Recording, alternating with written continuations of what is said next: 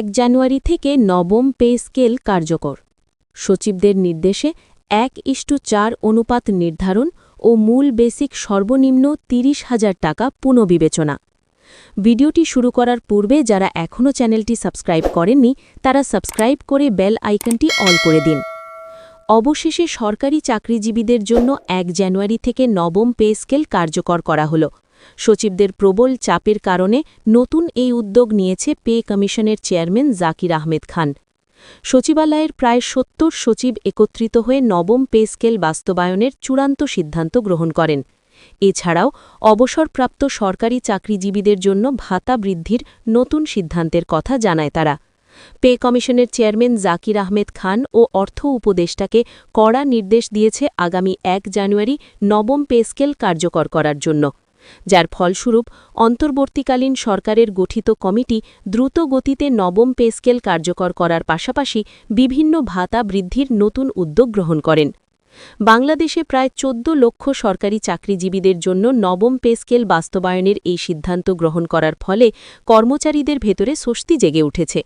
সচিবরা উল্লেখ করেন যে সরকারি চাকরিজীবীদের মধ্যে 1/3 হচ্ছে কর্মচারী।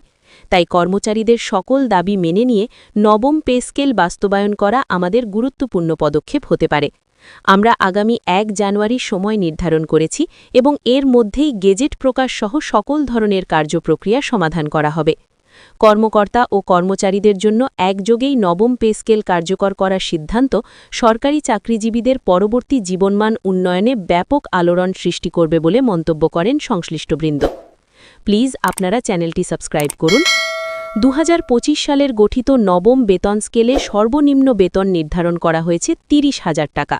যারা কর্মচারী আছেন তাদের জন্য সর্বনিম্ন বেতন 30,000 টাকা নির্ধারণ করা হলে অর্থনৈতিকভাবে স্বাবলম্বী হবে বলে মত প্রকাশ করেন সচিবরা। সচিবদের মতামতের উপর নির্ভর করে এই নতুন সিদ্ধান্তের যৌক্তিকতা তুলে ধরেন পে কমিশন। কর্মচারী মহলের সদস্যরা অন্তর্বর্তীকালীন সরকারের কাছে তাদের সকল দাবি ব্যক্ত করেন। এরপর সচিবসহ বিভিন্ন মন্ত্রণালয়ের উপদেষ্টারা মিলে একটি বৈঠক অনুষ্ঠিত হয়, যেখানে সরকারি চাকরিজীবীদের বেতন বৃদ্ধির পাশাপাশি বিভিন্ন ধরনের সুযোগ সুবিধা নিয়ে আলোচনা করেন তারা।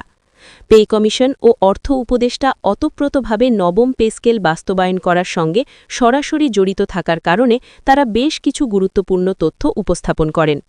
বৈঠকে অর্থ উপদেষ্টা বলেন, আমাদের খসড়া চূড়ান্তের প্রায় 80% কাজ শেষ হয়েছে। আমরা এখন গেজেট প্রকাশের জন্য অপেক্ষায় আছি।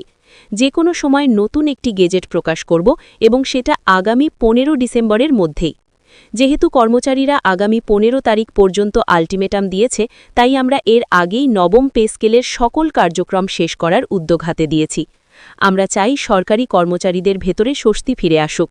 এছাড়াও কর্মচারী মহলের সদস্যরা যাতে স্বাচ্ছন্দ্যে জীবনযাপন করতে পারে, এই দিকগুলো নিয়ে আমরা গভীরভাবে পর্যালোচনা চালিয়ে যাচ্ছি।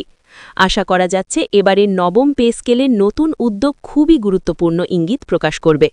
যারা সরকারি চাকরিজীবী আছেন তারা চ্যানেলটি সাবস্ক্রাইব করুন। খসড়া অনুমোদন সহ গেজেট প্রকাশ পর্যন্ত 1 জানুয়ারি সময়সীমা নির্ধারণ করা হয়েছে। যেহেতু আগামী 15 ডিসেম্বর খসড়া প্রকাশ করা হবে, এরপর সেই খসড়া অনুযায়ী 1 জানুয়ারির মধ্যে গেজেট প্রকাশ করা হবে। এর মাঝে বাজেট সংশোধন করবে অর্থ উপদেষ্টা। যেহেতু 2025 ডিসেম্বর সরকারি চাকরিজীবী সহ সকল ধরনের বাজেট সংশোধন করবে কর্তৃপক্ষ, সেক্ষেত্রে বাজেট সংশোধন করার মাধ্যমে সরকারি চাকরিজীবীদের স্কেল অতি দ্রুত কার্যক্রমে নতুন রূপরেখা তৈরি করা হবে। অর্থ উপদেষ্টা আরও বলেন, আমরা এবারের নবম পে স্কেলে 1:4 অনুপাত নির্ধারণ করার সিদ্ধান্ত গ্রহণ করি।